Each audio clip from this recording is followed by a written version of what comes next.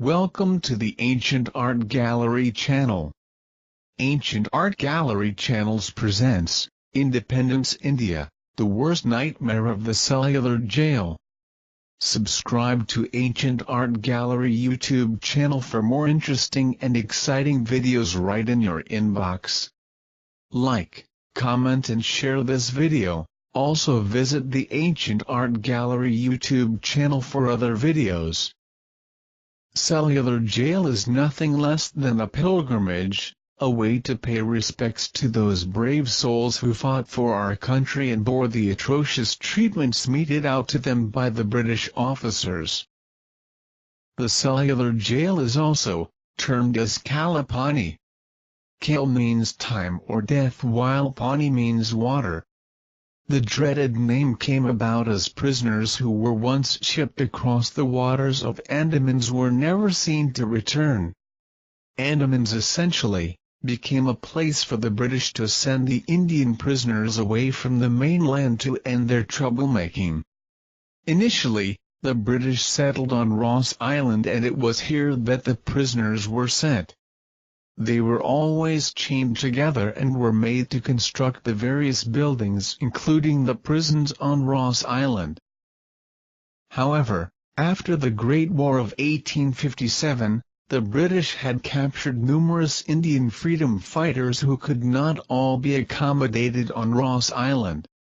Hence, the construction of a new prison began but on Port Blair. The prison was started in 1896 and was completed by 1906. The prison was used by the British to imprison the Indian freedom fighters who were exiled from the mainland. Famous ones like Veer Savarkar and Batu Kishore Dutta were inmates out here.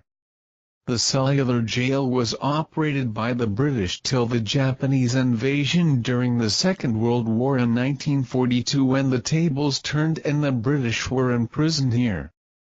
It was then that the famous Subhash Chandra Bose paid a visit to this jail. After 1945, the British got back the prison from the Japanese till the Indian independence in 1947. After this, the Indian government declared this as a national monument, and it has been one since then. The cellular jail resembles a wheel with a central tower as its main axle and 7 wings as its spokes. Our guide here told us that it was built on the model of Panopticon so that the authorities in the central tower could keep an eye on every wing. Each wing of the prison was 3 stories tall. The bricks for the prison were got from Burma. There were separate buildings for the mess, the gallows and the work shed. Today, what remains is just 3 of the 7 wings of the cellular jail. Now here is the first of the many dark secrets that you are going to be privy to. Our guide showed us the mess where the prisoners were given meager meals. Right opposite to that are the gallows. Though close within a building, the cries of the man being hung could be easily heard across the mess. Our guide told us that this was by design so that psychologically it would affect the other prisoners who ate in the mess. Every time I imagine the scene, disgust floods me. It unnerves me to even feel what the plight of the other prisoners was when they heard the last cries of a fellow inmate. The work sheds lie between the various wings and have been converted to exhibition halls. Some are picture galleries that depict the lives of various freedom fighters in the cellular jail. Some of them are pictures of the history of the Andaman Islands under the British, and then there are a few which have models of the kind of work that the inmates were put onto. Essentially, the prisoners worked on oil extractions, coir and rope making. Steep targets were given to the prisoners, like at least 30 pounds of coconut oil or 10 pounds of mustard oil. Most of these were physically impossible, and subsequently, as the prisoners failed to manage this quota, they were handed out severe punishments. If you are wondering why the cellular jail is named so, You will find the answer in this section. The cells of the jail were constructed in such a manner that it was impossible for the prisoners to communicate with each other. Each cell held only one prisoner and was constructed such that it did not face the other wing but in fact, had the view of only the back wall of the other wing. There were in total, 693 cells in the jail. Each cell has just one door, was around 15 x 8 foot in size and had a small ventilation. Besides the barred door, the cellular wing itself had prison bars, giving the whole area a double security. Furthermore, each cell was connected by a small bridge to the central tower of the cellular jail.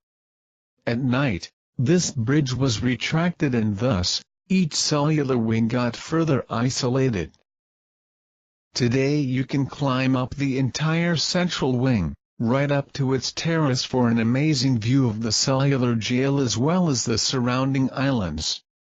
However, back then, the central access was only limited to the authorities who could easily keep an eye on every wing of the jail. It was here that the prisoners were first brought to when they landed on the island. Every month, the prisoners from different wings were shuffled around so that they never had the same neighbor. Atop the central tower used to be a large bell that could be sounded off as an alarm. It was not there when I visited, but maybe you can keep an eye out for one. The lives of the prisoners here were quite grim. They were kept in solitary confinement so that their spirits were broken. They were let out of the cells only once in the morning. By 6 p.m., they have locked in again until next morning. Notice in the picture below, there were no toilet areas within the cell. Our guide mentioned that they were given a small earthen pot to relieve themselves while in confinement. However, the same was not good enough and if the prisoner wanted to be let out, he literally had to grovel in front of the warden or continue controlling till he was let out the next morning. It was this kind of a life that Veer Savarkar led. What made things worse for him is his attempt to escape, after which he was put in a separate cell that had an additional barrier. Today, you can visit his cell that has its name and photo kept within, as a tribute. For me, it was a moment of mixed emotions, pride to have been able to visit this brave man's abode and rage for the kind of life he had to lead. Veer Savarkar was so isolated that he did not know that his own brother was also imprisoned within the same jail. He accidentally met him after 1 year of living in the same premises. There are many other stories that can make you cringe when you hear them. Several extracts of the inhuman conditions and torture that these men had to endure are available in the picture galleries of the museum. I was devastated to read the dirty conditions and the animal torture that were meted out. The one that affected me the most was that of Mahavir Singh, who died in the cellular jail owing to force feeding by the British officers.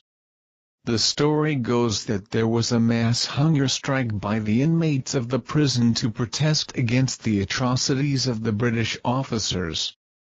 Mahavir Singh was one of the forerunners of the same, and to break his fast, the British force fed milk to him. The milk entered his lungs and the brave soul died. His body was tied to a stone and thrown into the waters of the sea. When I visited the cellular jail, there was no denying the beauty of the place. The lush green contrast of the lawn against the dull brown and red walls of the cellular jail. Yes, there is also ingenuity in the way the place has been built, to keep the prisoners from escaping and plotting. Yet, the whole atmosphere seemed to be damp. It felt as if every object there had a sad tale to tell. It was as if they had seen so much injustice that they were shocked beyond their wits and would never recover or know an emotion called happiness. The only one positive emotion that I felt there was pride. This was evident in the way the buildings still stood erect along with that old peepal tree that told the whole story during the light and sound show of the Cellular Jail in the evening. It felt good to pay my respects to this torch of tribute at the Cellular Jail.